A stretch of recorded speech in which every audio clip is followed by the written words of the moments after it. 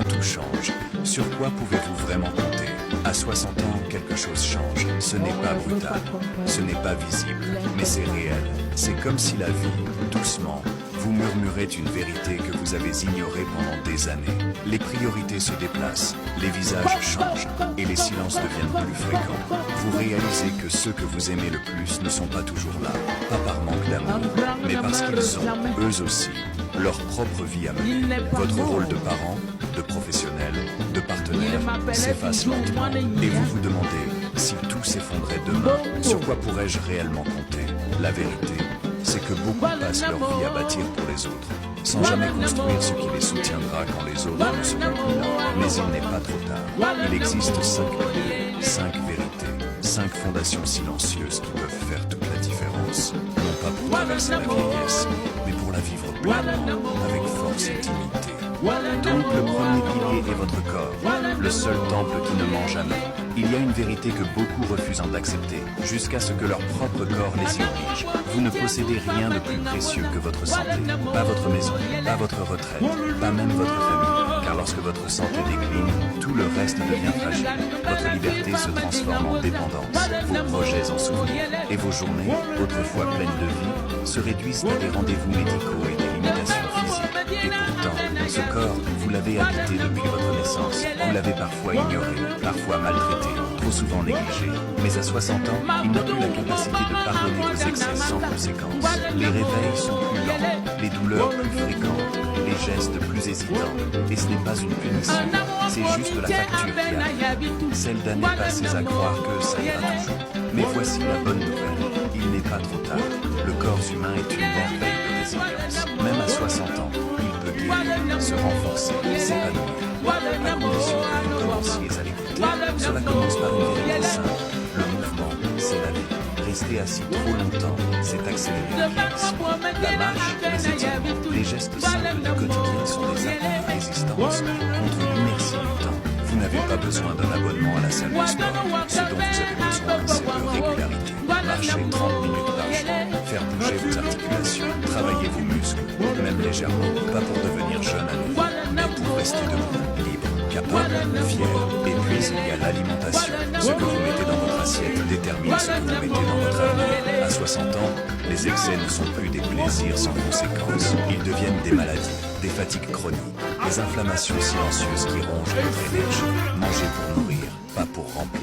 Privilégiez les aliments simples, vrais, naturels, fruits, légumes, protéines maigres, grains entiers. Ce n'est pas un régime, c'est un retour au bon sens. Vous ne faites pas un sacrifice, vous faites un investissement. Et enfin, le sommeil. Le sommeil n'est pas une perte de temps, c'est un acte de réparation. Chaque nuit, votre corps tente de vous offrir un nouveau départ.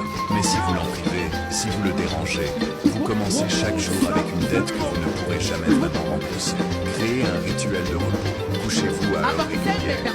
Évitez les écrans avant de dormir. Respectez votre rythme, parce que le sommeil est à votre santé ce que la respiration est à votre vie. Indispensable. Mais au-delà de tout ça, prendre soin de votre santé, c'est un acte d'amour envers vous-même. C'est refuser de vous abandonner. C'est dire à la vie, je suis encore là et je mérite mieux que la survie.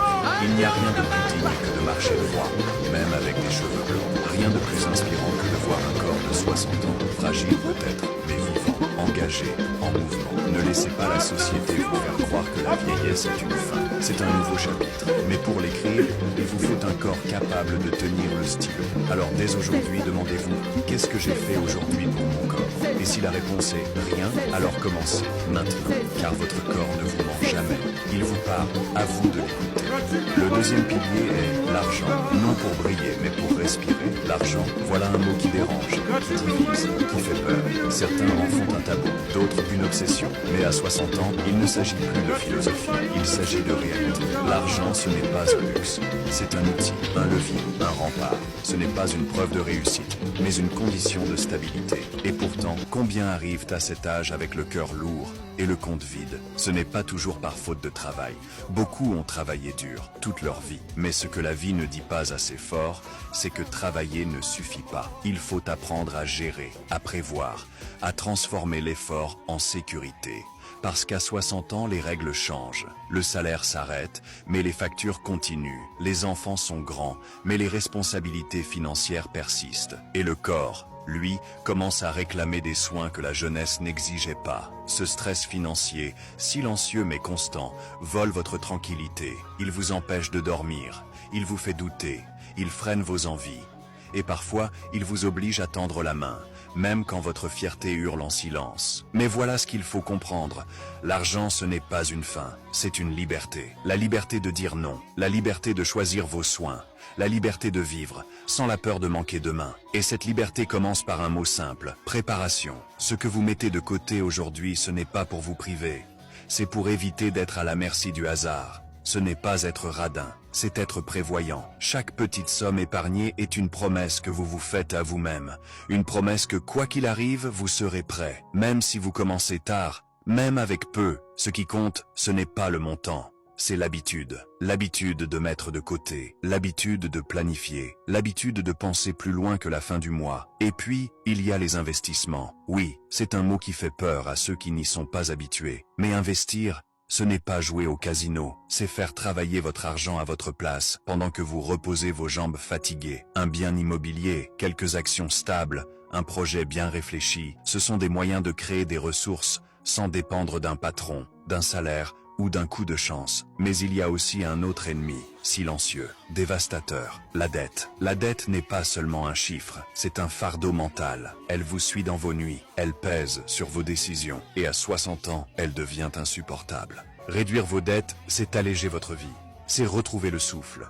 C'est retirer un poids de vos épaules pour marcher plus librement vers vos prochaines années. Et puis il y a ce que l'on ne voit pas venir, les imprévus, une hospitalisation, une aide à un proche, une panne majeure. Ce sont ces moments-là qui révèlent si vous avez bâti un filet de sécurité ou si vous vivez sur une corde raide. Anticiper ces coups durs, ce n'est pas être pessimiste, c'est être intelligent, c'est dire à la vie, je ne contrôle pas tout, mais je refuse d'être pris au dépourvu. Et enfin, il y a cette vérité, l'argent bien géré offre du souffle, il vous permet de vivre avec dignité, de voyager, de partager, d'offrir sans vous sacrifier. Ce n'est pas une question d'être riche, c'est une question d'être libre. À 60 ans, vous n'avez pas besoin d'un coffre-fort. Vous avez besoin d'une base solide, d'un plan clair et d'un esprit en paix. Alors demandez-vous, est-ce que mon argent me sert ou est-ce que je le subis? Est-ce qu'il me libère ou est-ce qu'il m'enchaîne? Et surtout, suis-je prêt à vivre les 20 ou 30 prochaines années avec confiance ou avec crainte? La réponse dépend de ce que vous faites maintenant, parce que l'argent n'est ni bon ni mauvais. C'est une énergie, et comme toute énergie, elle peut vous brûler ou vous éclairer. Le troisième pilier est l'objectif de vie. Ce feu intérieur qui refuse de s'éteindre. Il y a un moment dans la vie où tout ralentit. Les enfants quittent la maison, le travail s'arrête ou perd son sens, les responsabilités s'estompent, et avec elles, votre sentiment d'utilité. Et soudain, une question que vous n'aviez jamais vraiment posée vous frappe de plein fouet. À quoi je sers maintenant? Ce n'est pas une crise, c'est un réveil. Car jusqu'ici, vous aviez un rôle, parent, employé, époux, pilier de famille. Mais quand ces rôles s'effacent, il reste un vide. Et dans ce vide, certains se perdent, pas parce qu'ils sont faibles, mais parce qu'ils n'ont jamais appris à vivre pour eux. À 60 ans, ce n'est pas le temps de s'éteindre. C'est le moment de recommencer. Recommencer à vivre avec un but, un sens, une direction. Parce que l'être humain ne se nourrit pas seulement de pain, mais aussi de signification. Avoir un objectif, ce n'est pas rêver de grandeur. C'est se lever le matin en sachant pourquoi on est encore là. C'est faire de chaque jour une mission, petite ou grande, mais pleine de vie. Votre objectif peut être modeste, transmettre ce que vous avez appris, cultiver votre jardin, apprendre une nouvelle langue, aider un voisin, ou il peut être plus vaste, écrire un livre, créer une association, voyager et documenter la sagesse que vous découvrez. Mais quoi qu'il soit, il doit venir de vous, pas de ce que les autres attendent, pas de ce que la société impose, de vous. Tant de gens à cet âge se disent « je suis trop vieux pour commencer ». Mais ce qu'ils ne voient pas, c'est que l'âge leur offre justement quelque chose que les jeunes n'ont pas, la clarté. Vous savez ce qui compte, vous savez ce qui blesse, vous savez ce qui élève. Et c'est cette lucidité qui peut transformer vos prochaines années en la période la plus riche de votre vie. Un objectif n'est pas une course, c'est une boussole. Il vous oriente. Il vous pousse à vous lever même les jours gris. Il vous empêche de vous éteindre intérieurement, même quand tout semble calme à l'extérieur. Il vous aide à transformer la routine en rituel, un simple moment de partage en transmission, une conversation avec un jeune en héritage invisible. Et ce feu intérieur n'a pas besoin d'être spectaculaire. Ce qui compte, ce n'est pas de briller aux yeux du monde. Ce qui compte, c'est d'allumer quelque chose en vous. Demandez-vous, qu'est-ce qui me fait vibrer? Qu'est-ce que je peux offrir? Qu'est-ce que je veux laisser derrière moi? Le quatrième pilier est donc l'état d'esprit, votre rempart contre les tempêtes. Il y a des choses que l'on ne peut pas contrôler, les rides qui s'installent, le corps qui fatigue, les proches qui s'éloignent, la vie, parfois, qui frappe sans prévenir. Mais il y a une chose, une seule, qui reste entièrement entre vos mains, votre état d'esprit. Ce n'est pas juste une façon de penser, c'est une armure intérieure. C'est ce qui détermine si vous êtes détruit par les épreuves ou transformé par elles. À 60 ans, vous avez déjà traversé des tempêtes, des pertes, des trahisons, des déceptions, des regrets. Mais ce n'est pas ça qui vous a défini. Ce qui vous a défini, c'est comment vous vous êtes relevé. Et pourtant, à cet âge, beaucoup baissent les bras. Ils pensent que c'est trop tard pour évoluer, trop tard pour rêver, trop tard pour changer. Mais ce qu'ils ne réalisent pas, c'est que le changement ne dépend pas de l'âge. Il dépend de l'état d'esprit. Un esprit fermé voit la vieillesse comme un déclin. Un esprit ouvert y voit une opportunité. L'opportunité de ralentir, pour mieux comprendre, de simplifier, pour mieux savourer, de réfléchir, pour mieux transmettre. Cultiver un bon état d'esprit, c'est refuser la position de victime, c'est dire à la vie, tu ne m'épargnes peut-être pas, mais tu ne me détruiras pas. Et cela commence par l'autocompassion. Oui, tu as fait des erreurs. Oui, il y a des choses que tu referais autrement si c'était à refaire. Mais te punir ne changera rien. Te pardonner, en revanche, peut tout transformer. L'état d'esprit fort, ce n'est pas l'absence de douleur. C'est la capacité à trouver du sens malgré la douleur. C'est apprendre à dire, je souffre, mais je continue. Je doute, mais j'avance. Je perds, mais je grandis. C'est aussi une question de perspective. La façon dont tu regardes les choses détermine la façon dont tu les vis. Deux personnes peuvent vivre la même situation. L'une y voit une catastrophe, l'autre une leçon. Ce qui fait la différence, ce n'est pas l'événement, c'est l'interprétation. Quand tu prends du recul, tu comprends que même tes cicatrices ont un sens. Elles racontent ton courage, elles montrent que tu as vécu, elles te rappellent que tu es encore là. Et surtout, n'oublie pas ceci, l'isolement est le poison de l'esprit. Quand tu restes seul avec tes pensées, elles deviennent souvent plus sombres qu'elles ne sont vraiment. Entoure-toi, connecte-toi, parle, écoute, car un esprit nourri par les autres, par la lecture, par l'apprentissage, reste vivant. L'état d'esprit, c'est aussi cette petite voix intérieure, celle qui peut dire « Je ne suis peut-être pas au sommet de ma vie, mais je suis encore en chemin. Je ne suis peut-être pas aussi fort qu'avant, mais je suis plus sage qu'hier. » Et cette sagesse, personne ne peut te l'enlever. Elle est le fruit de tes combats, de tes silences, de ta patience. Alors choisis ton état d'esprit, alimente-le, protège-le, parce que c'est lui qui décidera si les années qui viennent seront subies ou embrassées. Et rappelle-toi, tu n'es jamais trop vieux pour espérer, jamais trop vieux pour changer, jamais trop vieux pour croire que le meilleur est encore possible. Le cinquième pilier est la communauté choisie, la famille que l'on construit soi-même. Quand on pense à la famille, on pense souvent au sang, aux liens biologiques. Mais à 60 ans, une vérité devient claire comme jamais. Ce ne sont pas les liens de sang qui vous soutiennent, ce sont les liens du cœur. Oui, la famille a son importance, mais les enfants grandissent. Les conjoints changent ou disparaissent. Et même ceux que vous pensiez toujours là finissent parfois par s'éloigner. Pas par méchanceté, juste par vie. Ils sont absorbés par leurs propres obligations, leurs propres urgences, leur propre silence. Et un jour, vous vous retrouvez seul, entouré de visages familiers, mais absents. C'est là qu'intervient une notion fondamentale. La communauté que vous choisissez, pas celle que vous avez reçue à la naissance, celle que vous construisez intentionnellement avec les années. À cet âge, vous n'avez plus besoin d'un grand cercle. Vous avez besoin de qualité, de gens qui vous comprennent sans que vous ayez besoin de parler, de présence vraie, de regards sincères, de silence confortable. Une vraie communauté, ce n'est pas une foule, c'est un petit cercle qui vous voit, même quand vous vous sentez invisible. C'est ces quelques personnes qui vous appellent juste pour savoir comment vous allez, sans rien attendre en retour. C'est ce voisin qui vous aide à porter vos sacs sans rien dire. C'est cet ami avec qui vous pouvez parler du passé, du présent et du futur, sans masque. Mais ce genre de relation ne tombe pas du ciel. Elle se cultive. Comme un jardin, elle demande du temps, de l'attention et parfois du tri. Parce que oui, à 60 ans, vous avez aussi le droit et même le devoir de faire le ménage. Vous n'avez plus l'énergie pour les relations toxiques, pour les gens qui vous rabaissent, vous manipulent ou vous drainent. Chaque minute passée avec une mauvaise personne est une minute volée à votre paix intérieure. Choisissez vos relations comme on choisit son aliment. Ceux qui vous nourrissent, gardez-les. Ceux qui vous empoisonnent, éloignez-les. Et puis, soyez aussi le pilier de quelqu'un. Offrez votre écoute, votre expérience, votre présence, parce que la communauté ce n'est pas seulement ce qu'on reçoit, c'est aussi ce qu'on donne. Allez vers les autres. Rejoignez un club, engagez-vous dans une cause, prenez un café avec un ancien collègue, partagez votre savoir. Chaque lien humain authentique que vous tissez est une racine qui vous ancre à la vie. Et surtout, ne confondez pas solitude et isolement. Être seul parfois, c'est normal, mais être isolé, c'est dangereux pour le cœur, pour l'esprit, pour le corps. La solitude prolongée, ce n'est pas juste une souffrance émotionnelle, c'est un poison lent. Elle affaiblit l'immunité, elle amplifie les douleurs, elle brouille les pensées, elle vous fait croire que vous n'avez plus de place ici, alors que le monde a encore besoin de vous. Une communauté vraie vous rappelle que vous comptez encore, que vous n'êtes pas un fardeau, que votre existence a de la valeur, même dans le silence, même dans l'ombre. Alors posez-vous cette question essentielle, qui est autour de moi et qui manque ? Quelles relations dois-je renforcer? Lesquelles dois-je laisser partir?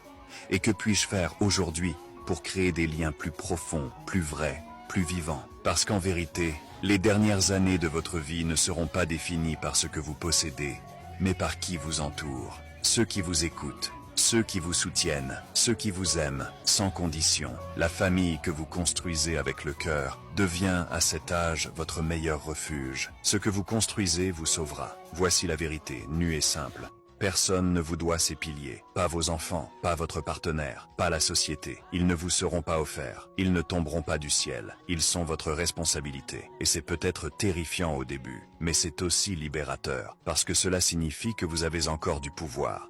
Vous avez encore des choix, vous avez encore du temps. Alors posez-vous cette question honnête. Quels sont les piliers que j'ai négligés? Et plus important encore, suis-je prêt à les reconstruire? Parce qu'en fin de compte, ce qui vous portera, ce n'est pas ce sur quoi vous comptez. C'est ce que vous avez bâti vous-même. Et dans cette construction, il y a une force, une paix et un espoir que même le temps ne peut briser. Vous n'êtes pas en train de terminer une vie, vous êtes en train de créer sa plus belle fondation. Si ce message a résonné en vous, ne le gardez pas pour vous. Partagez cette vidéo avec quelqu'un qui en a besoin. Et surtout, abonnez-vous pour recevoir d'autres vérités qui élèvent, réveillent et renforcent. Parce que à tout âge, on peut encore construire quelque chose de puissant.